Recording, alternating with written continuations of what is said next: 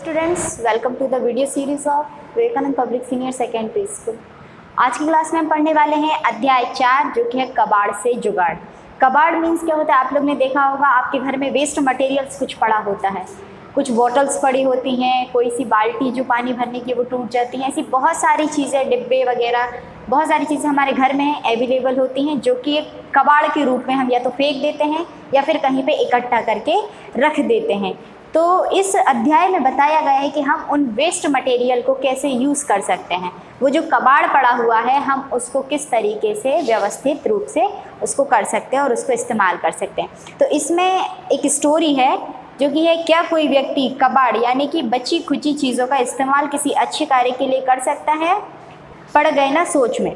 क्या हम लोग भी कई बार देखते हैं कि कोई भी चीज़, जैसे एक बॉटल पड़ी हुई है तो बहुत ही कम लोग उसका इस्तेमाल कर पाते हैं कि हम इस बॉटल को काट के इसका कुछ फ्लावर पॉट बना सकते हैं या फिर इसके अंदर मिट्टी भर के इसका गमला बना सकते हैं। तो बहुत ही कम लोग सोच पाते हैं और जो नहीं सोचते वो क्या करते हैं, उसको फेंक देते हैं। आज हम तुम्हें एक ऐसे व्यक्ति से मिलवाने जा रहे हैं जिसके पास कबाड़ से जुगाड़ करने की कला है। उनका नाम है गुम्मा राज राय राव। एक व्यक्ति है जिनका नाम है गुम्मा राज राय राव। तो वो क्या करते हैं, ये जो कबाड़ की चीज़ें हैं इन्हीं का इस्तेमाल करके वो बहुत सारी कुछ चीज़ें बनाते हैं। उनसे हुई बातचीत के कुछ अंश यहाँ प्रस्तुत हैं। एक मैडम यहाँ पर आप इसमें यदि देखेंगे तो ये वो व्यक्ति हैं जो कबाड़ से जुगाड़ करते हैं और ये वो मैडम है जो इनसे प्रश्न पूछेंगी। तो मैं जहाँ पर प्रश्न कहूँगी तो आप थोड़ा सा समझेंगे कि ये जो मैडम है इनसे प्रश्न पूछ रही हैं, ठीक है। तो इन्होंने जब उनसे बातचीत की तो उन्होंने उनसे क्या प्रश्न पूछा? तो सबसे पहले उन्होंने कहा, राव जी आप हमें अपने सोचक संग्रहों के बारे में बताइए। तो राज राय जी ने कहा, मेरे पास कई तरह के संग्रह हैं लेकिन मुझे सबसे प्रिय है मेरा कूड़ा संग्रह। उन्होंने कहा कि मेरे पास बहुत सारी प्रिय चीज़ें हैं जो मुझे अच्छी लगती हैं, लेकिन उनमें से सबसे प्रिय मुझे है वो क्या है, कूड़ा। यानी जो कचरा बचता है ना घरों में, कुछ जैसे मैंने आपको वेस्ट मटेरियल बताया है, उनका संग्रह यानी उनको इकट्ठा करना उन्हें बहुत अच्छा लगता है। फिर उन्हें अगला प्रश्न पूछा, क्या यह तो मैंने पहली बार सुना है कि किसी व्यक्ति को कूड़ा संग्रह करने का शौक़ है। यानी कि आप लोग ने भी अक्सर देखा होगा कि जो वेस्ट मटेरियल्स होते हैं उनको बाहर फेंक देते हैं, लेकिन वो शौक़ हो गए और उन्होंने कहा कि मैंने पहली बार किसी ऐसे आदमी से मिल रही हूँ जो क्या कूड़ा संग्रह करने का शौक़ रखते हैं। तो राज राय राव जी बोले, जी हाँ, 22 से मैं भी ज़्यादा वर्षों से हमने घर से ज़रा सा भी कूड़ा बाहर नहीं फेंका। उन्होंने कहा है कि बहुत समय हो गया है जब से हमने घर का कूड़ा जो है वो बाहर नहीं फेंका है। फिर उन्होंने प्रश्न किया कि अपने घर के कूड़े का आप क्या करते हैं? तो उन्होंने बताया कि मेरे लिए तो आम के छिलकों से लेकर टूथपेस्ट की खाली ट्यूब तक सभी उपयोगी हैं। उन्होंने क्या बताया है कि जो आम के छिलके होते हैं ना, तो वह आम के छिलके और जो टूथपेस्ट का ट्यूब होता है खाली, वो उनके लिए भी क्या है, उपयोगी है। फिर उन्होंने प्रश्न कहा कि वह कैसे? तो राज राय राव जी ने बताया, देखिए पहले हम सारी चीज़ों को 6 श्रेणियों में बांट लेते हैं, जैसे जो जलाई जा सके, जो सड़ाई जा सके, धातुएं जो बागवानी में काम आ सके, प्लास्टिक, रबर और कांच। उन्होंने क्या किया है कि पहले जिस भी चीज़ का जहाँ पर भी उपयोग किया जाता है उन्होंने उसको अलग अलग हिस्से में बांट लिया है। फिर उन्होंने प्रश्न किया है कि दूसरी श्रेणी की चीज़ें कौन सी हैं और वे किस तरह उपयोगी हैं। तो राज राय राव जी ने बताया, ये चीज़ें हैं सब्जी के छिलके, पेड़ की सूखी पत्तियाँ, चाय की इस्तेमाल की गई धुली हुई पत्तियाँ, फल के बचे टुकड़े आदि। ये सारी चीज़ें खाद बनाने के काम आती हैं। इसके लिए कंपोस्ट पिट यानी खाद का गड्ढा बनाओ। तो वो कितना, 6 बाय 3 और 6 बाय 3 फुट का होता है, ठीक है। इसमें ये चीज़ें डालते जाओ।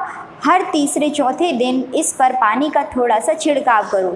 इससे कचरे में बैक्टीरिया पैदा होंगे तो उसे सड़ने में सहायता मिलेगी। ये जो सारी चीज़ें होती हैं, जैसे सब्जी के छिलके होते हैं, पेड़ की पत्तियां होती हैं, तो इन सबको यदि एक जगह पे इकट्ठा करके उसमें थोड़ा थोड़ा पानी डालते जाए गड्ढे में, तो कुछ दिन बाद वो सड़ के खाद बन जाती है।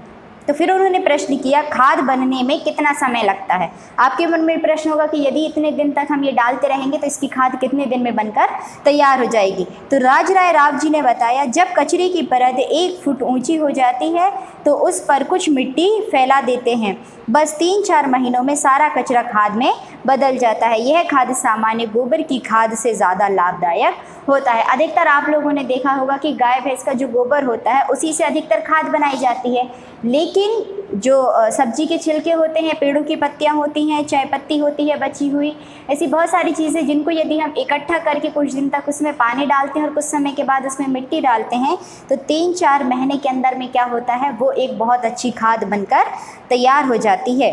फिर उन्होंने प्रश्न किया अच्छा आप जलाई जा सकने वाली चीज़ों का प्रयोग किस तरह से करते हैं। अभी तो उन्होंने ये पूछा कि खाद वाली चीज़ों का कैसे उपयोग करते हैं, अब उन्होंने पूछा है कि जलाई जाने वाली चीज़ों का प्रयोग किस तरह से किया जाता है। तो वो बताते हैं कि पुराने कागज़, पोस्ट कार्ड आदि जो हम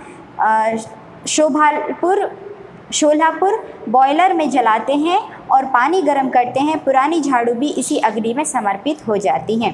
आप लोग ने भी कई चीज़ें देखी होंगी कि कई बार हमारे घर में भी जो पन्नी निकलती हैं, कागज़ निकलते हैं तो उनको हम जला देते हैं। फिर उन्हें प्रश्न किया यह तो काफ़ी अच्छा है राव जी, बागवानी के लिए आप किस तरह के कूड़े का प्रयोग करते हैं। बागवानी यानी कि बगीचे में वो किस तरह का कूड़ा प्रयोग में लाते हैं। तो राजराय राव जी बोलते हैं सूखी पत्तियां, फलियों, टूटे मटके के टुकड़े, पत्थर, शंख आदि को क्यारियों में डालते हैं जिसमें मिट्टी में नमी बनी रहती है। पत्थर, शंख आदि के कारण मिट्टी जम नहीं पाती, जिससे जड़ों को पर्याप्त मात्रा में हवा पानी मिलता रहता है। फिर उन्होंने प्रश्न पूछा है कि प्लास्टिक, रबड़, धातु और कांच का आप कैसे उपयोग करते हैं। तो राजराय राव जी बताते हैं कि प्लास्टिक और धातु के डिब्बों को कलमदान बनाने के काम में रखते हैं। वैसे हमने बगीचे में धातु के 3 कलश रखे हुए हैं जिसमें प्लास्टिक, कांच और धातु का बेकार सामान इकट्ठा करते जाते हैं। जब कोई आवाज़ लगाता है टूटा फूटा सामान दे दो तो सारे मटके उसके ठेले पर खाली कर देते हैं। तो इस तरीके की क्या है, हम बहुत सारी चीज़ें जो हमारे घर में वेस्ट होती है उनका इस तरीके से प्रयोग में ला सकते हैं। फिर उन्होंने प्रश्न पूछा है क्या धातु या टूथपेस्ट की खाली ट्यूब का भी कोई इस्तेमाल किया जाता है। आपके घरों में भी बहुत सारी जो टूथपेस्ट के ट्यूब होते होंगे वो खाली होते होंगे, तो देखिए उनको कैसे इस्तेमाल करते हैं। तो आप चाहें तो उनको इस तरीके से आप प्रयोग में ला सकते हैं। तो राजराय राव जी ने कहा क्यों नहीं, यह देखिए यह चमकीली मूर्ति टूथपेस्ट की खाली ट्यूब से बनी है, बस धातु को गलाया, सांचे में डाला और मूर्ति तैयार। तो इस तरीके से वो बहुत सारी चीज़ें बनाकर तैयार कर लेते थे। अब तुम भी यह सोच रहे होगे कि कूड़ा कहाँ से इकट्ठा किया जाए, क्यों कहीं सोच रहे हो ना, तो फिर देर किस बात की, अपनी रुचि के अनुसार ही बचा कुचा सामान इकट्ठा करो और कुछ नया बनाओ। तो इस तरीके से क्या कर सकते हैं कि YouTube में आजकल बहुत सारी कुछ अच्छी चीज़ें हमको देखने को मिलती हैं। तो यदि आप इंटरेस्टेड हैं, आपको अच्छा लगता है कि आप कुछ नया करें, तो आप लोग क्या कर सकते हैं, अपने घर में से जो वेस्ट मटेरियल्स होता है, जो कबाड़ होता है, उसको अच्छे से आप डेकोरेट कर सकते हैं। जैसे कप्स होते हैं चाय पीने वाले, वो टूट जाते हैं तो हम उसमें कुछ भी अच्छी पेंटिंग कर सकते हैं। तो उसमें पेन पेंसिल रख सकते हैं, अपनी थोड़ी सी मिट्टी डालकर उसमें कोई सा पौधा उगा सकते हैं। तो ये क्या होता है कि इन सब से हमारी घर की या हमारे आसपास की सौंदर्यता भी बढ़ती है और हम उन चीज़ों को इस्तेमाल में भी ला सकते हैं। तो आप भी कुछ अच्छा करने की कोशिश कीजिए। फिर मिलेंगे हम नेक्स्ट क्लास में। Thank you.